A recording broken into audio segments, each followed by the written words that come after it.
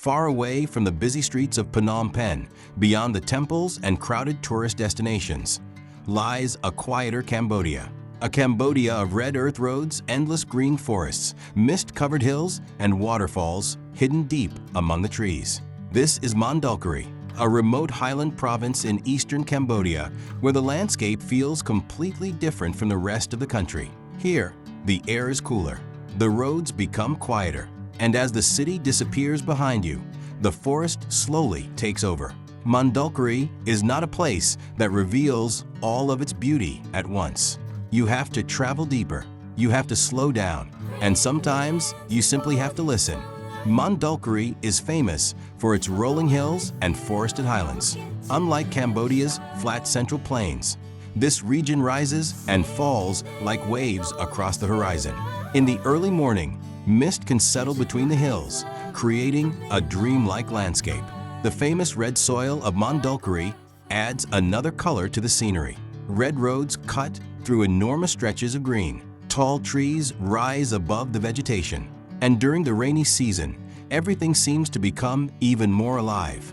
For photographers and travelers searching for Cambodia beyond the usual destinations, these quiet landscapes offer something special. There are no giant buildings here, no endless traffic, just mountains, forests, wind, and open skies. Near Sen Monorom, the provincial capital, another unusual landscape appears. Pine trees stand in long rows across the highland. The ground beneath them can be covered with fallen golden brown needles, creating a natural carpet. The scene almost feels like a different country. Walk slowly through the trees, and the sound of the city disappears. You hear the wind moving through the branches, birds calling in the distance, and your own footsteps beneath the trees. It is one of those places where the beauty isn't dramatic. It is peaceful, and sometimes peaceful beauty is the most unforgettable kind. But the real Mondulkiri begins when you leave the roads behind. Deep forests cover large parts of the province. Some areas remain difficult to reach, and the landscape can change quickly from open grassland to dense jungle. The forest is not simply scenery. For generations, it has been connected to the lives, traditions, and beliefs of the indigenous Bunong people. The trees provide food, materials, and shelter. The rivers provide water, and the land carries stories passed from one generation to another. This is why exploring Mondulkiri is not simply about taking beautiful photographs. It is about understanding a relationship between people and nature. Mondulkiri is home to the Bunong, one of Cambodia's indigenous communities. Their presence gives this region a cultural identity unlike anywhere else in the country. Traditional houses, large jars, gongs, farming practices, and oral traditions remain important parts of Bunong culture. For generations, knowledge has been passed through families and communities rather than written in books. Stories explain the forest, stories explain waterfalls, and stories explain places that outsiders might simply see as beautiful landscapes. Some Bunong traditions also connect certain natural places with spirits, ancestors, and sacred beliefs. That means a waterfall can be much more than a waterfall. A forest can be much more than trees. It can be part of a living cultural world. And then there is Bou Sra, one of Mondulkiri's most famous natural attractions. Hidden among the highland landscape, the waterfall sends water crashing down through multiple levels. During the rainy season, the flow becomes especially powerful. The sound can be heard before the waterfall comes fully into view. Water, wind, birds, and the deep roar of the falls. Bou Sra is beautiful, but its surroundings are just as important.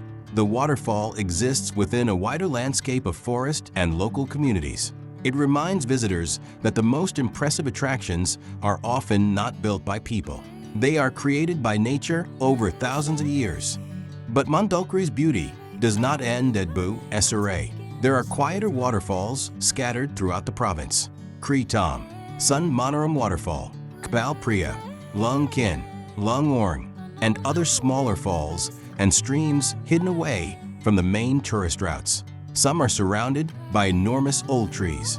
Others require walking along red earth paths.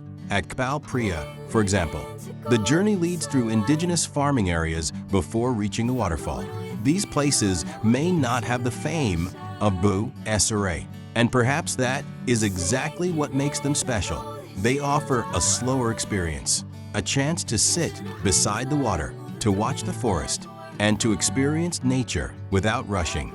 The Cambodian Ministry of Tourism lists several of these lesser-known waterfalls and natural attractions across Mondulkiri. Farther from Sen Monorom, Mondulkiri becomes even more remote.